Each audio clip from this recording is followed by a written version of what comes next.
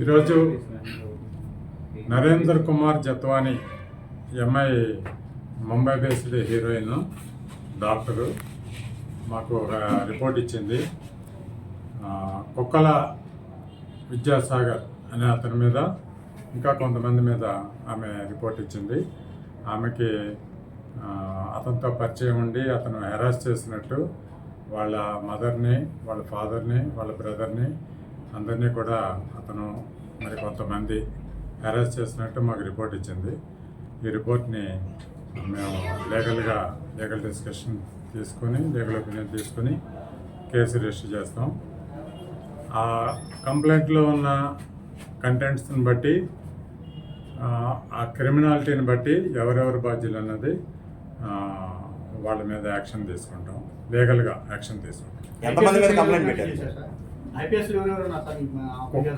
కుక్కల విద్యాసాగర్ మరియు కొంతమంది మీద ఇచ్చింది.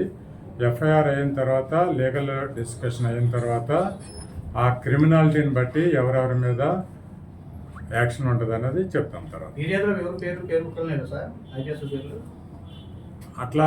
అట్లా ఏమీ లేదు. విద్యాసాగర్ మరియు కొంతమంది నిర్బంధించారన్నారు. ఇండో నిర్బంధించారు సార్ ఇక్కడ అమ్మాయిని. అది చూడాలి.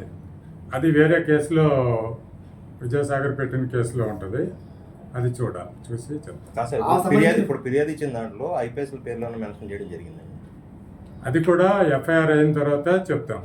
ఆమె సంబంధించిన వీడియోలు కానీ తర్వాత ల్యాప్టాప్ కానీ సీజ్ చేశారు, అవి మొత్తం పోయిందని చెప్తుంది కదా సార్.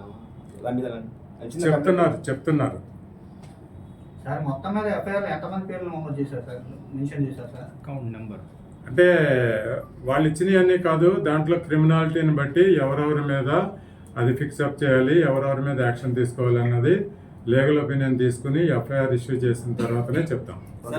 పోలీసులు కొన్ని పేర్లు ఉన్నాయి, వాస్తవేనా సార్? అది కూడా తర్వాత చెప్తాం.